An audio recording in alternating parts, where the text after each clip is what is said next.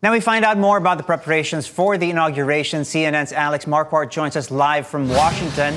Alex, now we know more than 25,000 of the National Guard and airmen from all over the U.S. are joining those from Washington, D.C. to help keep the peace for the inauguration. What are the other security measures in place?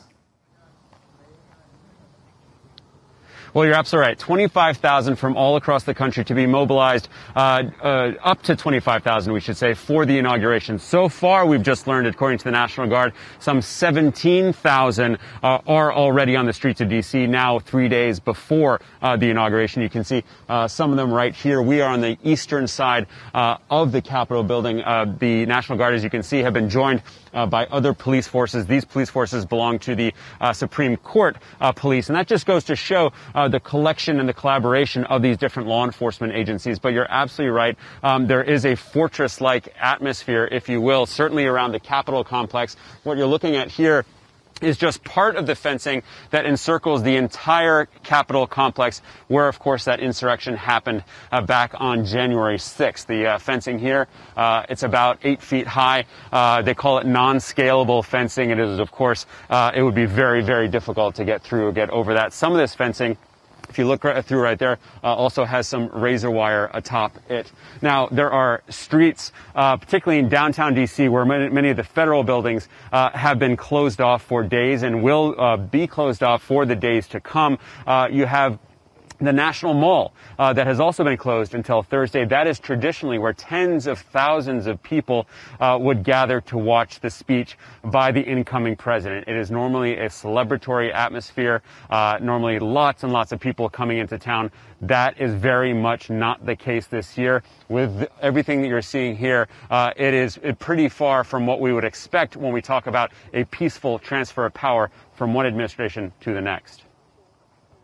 Obviously going to be a very different inauguration. Like you said, the mood and feel on the ground is obviously, very different from previous, very celebratory sort of inaugurations. Have the authorities monitored any specific threats, and are they preparing for anything specific?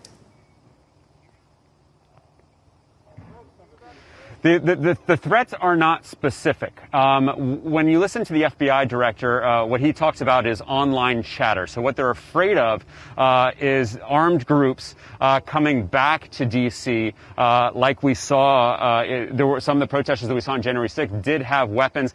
The FBI did put out a bulletin saying that armed protesters have talked about holding protests in all 50 state capitals plus Washington, D.C. So that is the kind of threat bases that they are working off of. The understanding that there are armed groups that would like to protest what they feel is the theft of the election of Donald Trump. Now, whether these people turn out remains very much to be seen. Now, we're actually being told to go back to the sidewalk, so we're going to head that way. But one of the concerns that the mayor of D.C. has is that because of all the tight security here in D.C., that there could be targeting elsewhere in the city and in state capitals beyond Washington, D.C. Seem to be focusing a lot on the heightened sense of security, though. What's your read on the mood for people who do want to show up to show support for the inauguration? What's your read on the mood for people who want to actually be in this celebratory sort of mood? Well, there's a lot of disappointment. I met people today from Cleveland who did want to be part of the celebration, did want to see Joe Biden sworn in. But you're hearing from everybody, whether it's from law enforcement, Secret Service, from the incoming president, so former Vice President Joe Biden's team, from the mayor of D.C.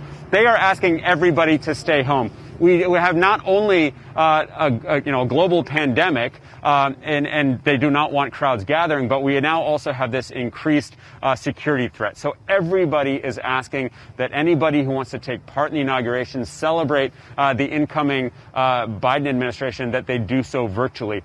There will be a handful of events and of people on the mall, but those traditional areas where you normally see people gathering by the tens of thousands, watching the big screens, watching the speeches, that will not be happening. It will not be possible for the general public to go down to the mall to do that kind of thing. So everyone is being encouraged, if you want to celebrate the inauguration of Joe Biden, to do so at home, do so virtually, watch it on TV.